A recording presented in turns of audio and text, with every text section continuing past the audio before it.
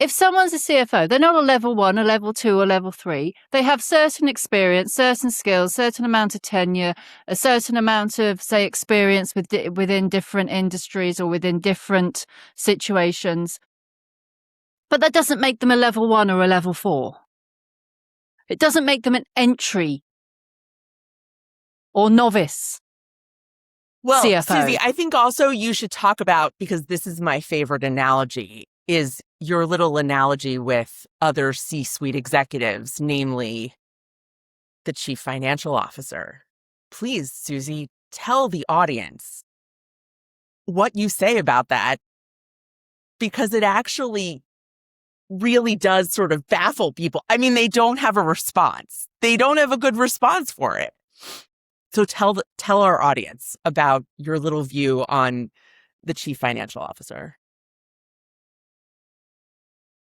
Okay, what view am I telling people? That there's a junior, a junior analyst can't be a junior CFO. That one. That's the one. That's the one. Yes.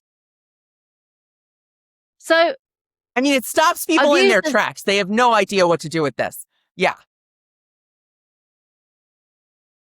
This is what I've said before. And obviously I've said this more than once, as you've just reminded me, is that when someone is a CFO, you know what they do. When someone is a chief of staff, everyone goes, oh, what do you do? Take that to one side. But everyone knows what a CFO does. Even if they don't actually understand their job or understand how they do it, or they're not capable of doing it. Chief of staff, they don't. But what doesn't happen with the CFO is you don't get someone who's the accounts administrator or the accounting assistant or the financial assistant being called a level 1 CFO.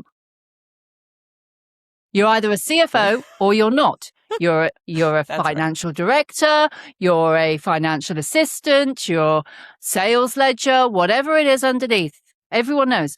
Yet within the chief of staff role, we go, okay, this person's a really good project manager. They're really good at that. Let's make them a level 1 chief of staff. You're not making them a level 1 chief of staff. If you're not going to make the financial director a CFO and have multiple of those, you're not going to have multiple chiefs of staff. Yeah. I think that's right. And I think what's interesting to me is that, and I wrote about this on LinkedIn, and it got some real traction, which is, and we talked about this last week, the chief of staff is the number 2 in the org chart of the CEO.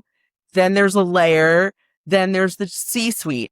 The chief of staff has to oversee all of that. Somebody's got to be minding, the store while everybody's out doing their own thing.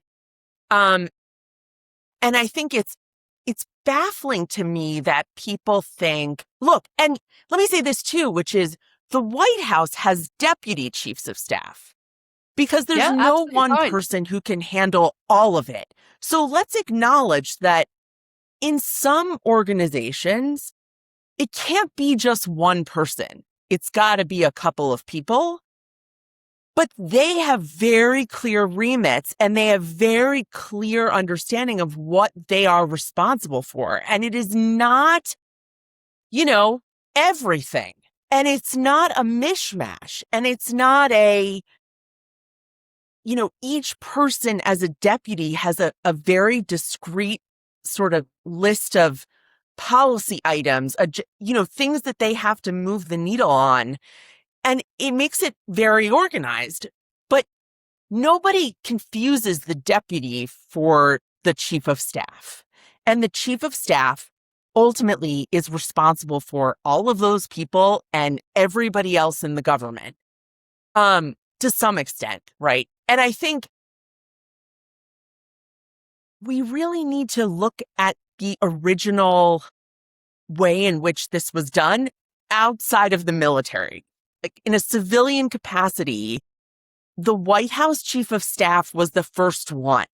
And they got it right. I mean, it took a while, but they figured it out. They got it right. Everybody understands what it is and what it is not. And for whatever reason, people are sort of fixated with these levels. And I really don't understand. I'm really curious as to those who believe in these levels. What are the levels? Like, how do you differentiate them?